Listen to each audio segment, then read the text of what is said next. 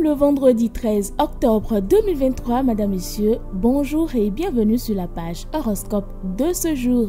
Pour le dernier numéro de cette semaine, démarrant par nos amis béliers.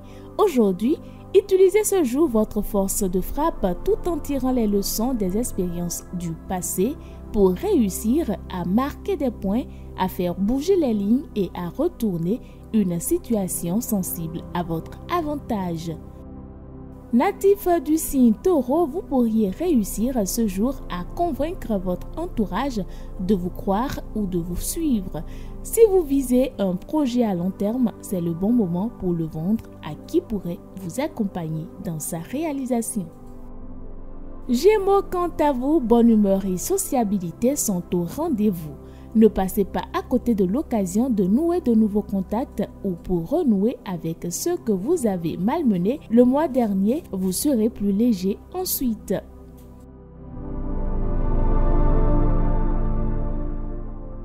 Amis Cancer, vous ne manquerez ni d'arguments ni de fougue ce jour pour tenter d'embarquer l'autre dans votre univers. Mais puisque vos ambitions seront a priori concrètes et programmées sur le long terme, rien ne sera de nature alors à effrayer l'autre.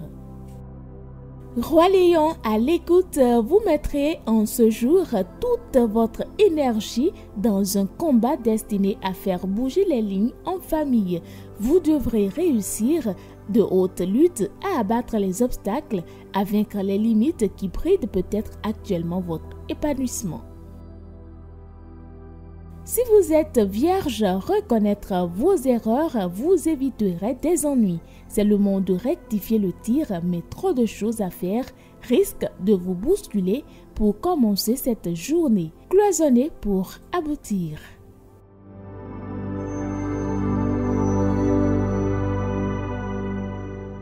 Amis Balance, vous êtes prêts à vous ouvrir aux autres et à bousculer les lignes pour atteindre vos objectifs.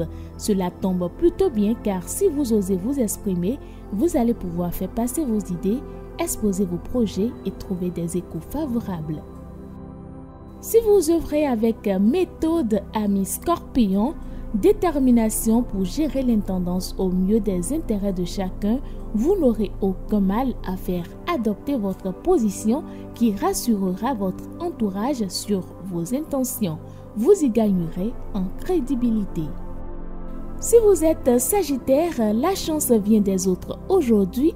Il faut collaborer davantage, ne faites surtout pas cavalier seul. La stabilité de votre vie relationnelle est au cœur de vos préoccupations sociales et privées.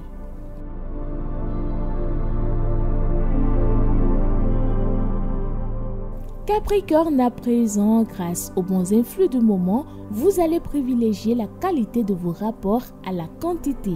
Ainsi, vous allez à l'essentiel en dialoguant avec les bonnes personnes. La journée est également idéale pour prévoir une petite soirée avec vos proches. Verseau, avant-dernier signe, aujourd'hui vous aurez l'occasion de faire la preuve de vos talents de diplomate et de vous ouvrir à de nouveaux dialogues. De plus, d'un point de vue pragmatique, vous allez vous montrer particulièrement efficace. Vous ne laisserez aucun détail au hasard. Et Poisson, pour refermer cette page horoscope, vos doutes ou vos hésitations vous freinent. Faites le point et demandez conseil à vos proches. Vous serez attentivement écoutés et probablement aidés concrètement.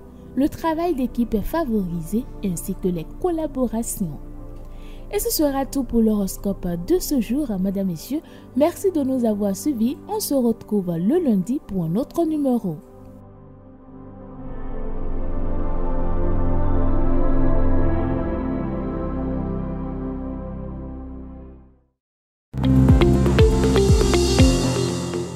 Bonjour à vous, nouvelle journée, nouvelles informations. Retenons que le 13 octobre 1131, banal fait divers à Paris, dans les rues comme à l'accoutumée, divaguent de nombreux cochons, une clochette accrochée au cou.